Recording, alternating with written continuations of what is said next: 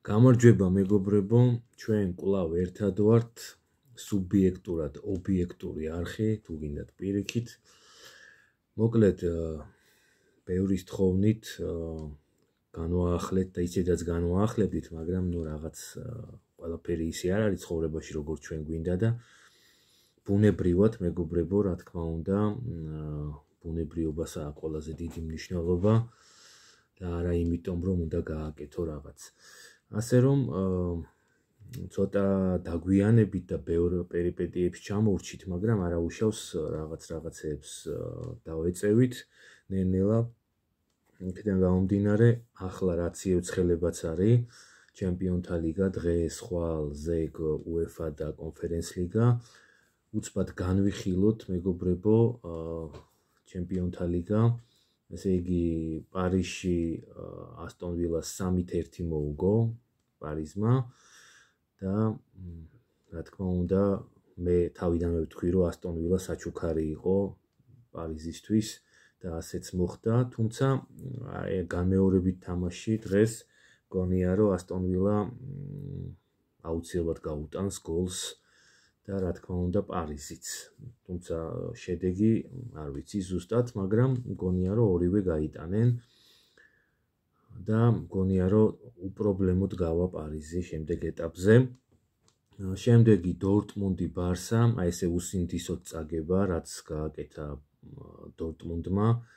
რა თქმა უნდა, ბარსაში თამაში რთულია, მაგრამ რა ვიცი, ერთი გოლი, არაფერი დიდი პრობლემა არ უნდა ყოფილიყო, ესე უსინდისოდ წააგო 4-0 მეგობრებო, რა იმედზეა ლაპარაკი, ბარსა რა თქმა უნდა გაფრინდა.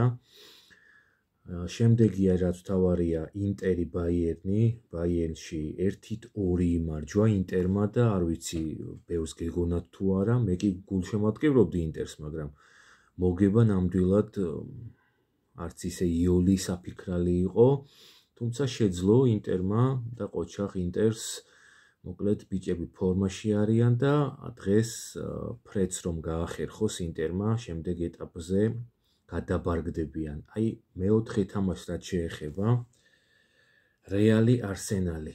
არსენალში ესე იგი არ ვიცი მეგობრებო, გაოგნებული ვარ მართლა.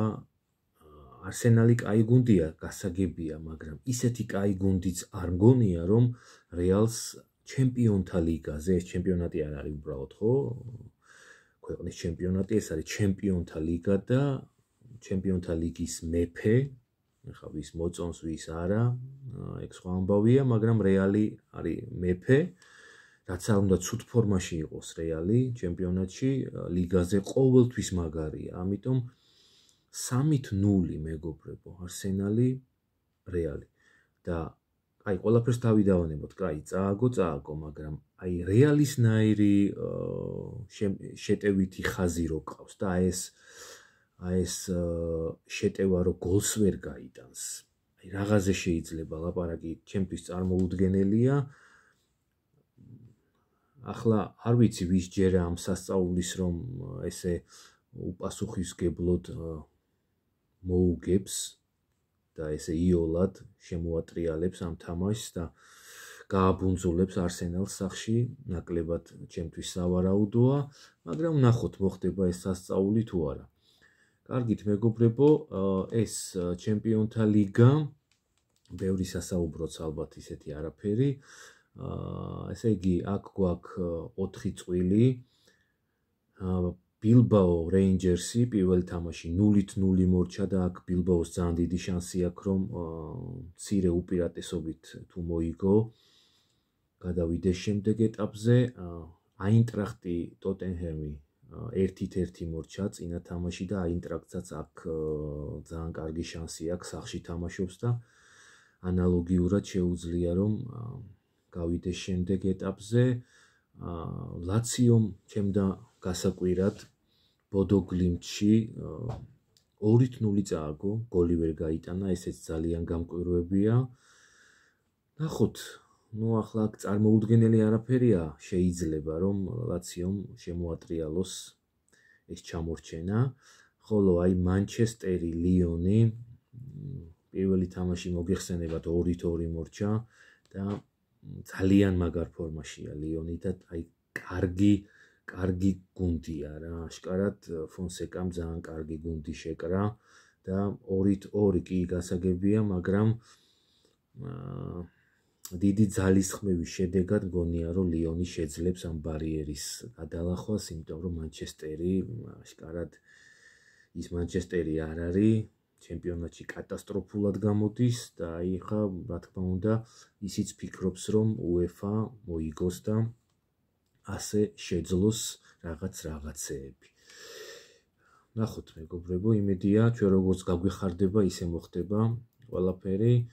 რა დააშავა კონფერენს ლიგამაც, აქაც ნახოთ ფიორენტინა ცელიე პირველი თამაში 1-2 მოუგო ფიორენტინამ გასვლაზე და აქაც ძალიან დიდი შანსია რომ ფიორენტინა გავა.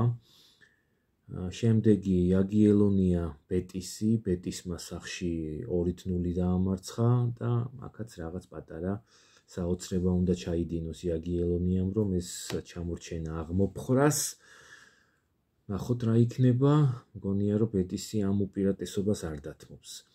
ჩელსი ლეგია ვარშავა 3-0 მოუგო გასვლაზე ჩელსიმ ლეგიას და აქაც მე მგონი ყველაფერი ნათქვამია და ბოლოს მეოთხე წყვილი რაპიდი ვენა დიურგარდენი აქ დიურგარდენს გასვლაზე რაპიდმა 0-1 მოუგო და ესეც მძიმე თამაში იქნება, მაგრამ აქაც მგონია რომ რაპიდი არ დათმობს ამ პატარა უპირატესობას და უფრო გაამყარებს და მგონია რომ რაპიდი გავა. ეს მეგობრებო ფეხბურთის ამბები, მოკლედ დღეს ხვალ ზეგ და თავარია რომ მიქაუტაძე დაფრინავს მართლა, აი საოცარი ყოველთვის მომწონდა, მაგრამ აი რასაც ახლა ის აკეთებს ლიონში, არ ვიცი მეგობრებო, არ არის სიტუაცია, არ არის მისთვის დაბნეულობა საერთოდ. ნებისმიერი სიტუაციიდან შეუძლია ყუმბარისებული დარტყმა განახორციელოს, აი საოცრება, აი უბრალოდ სიტყვები არ მყოფნის, როგორ სიამოვნებას მანიჭებს მისი თამაშის ყურება და მისი შესაძლებლობები და ბრავო აღფრთოვანებული ვარ. რა თქმა უნდა ხვიჩიტოც კარგად თამაშობს და იმედია დღესაც რაღაცა ისეთ ჩვენთვის სასიამოვნო რამ უნდა გააკეთოს, ესე მგონია. ისეთი შემადგენლობა და ისეთი გარემოცვაა რომ აქ უნდა ყარო ბურთები და იყო. იმედია რომ ხვიჩა ამ შესაძლებლობებს გამოიყენებს.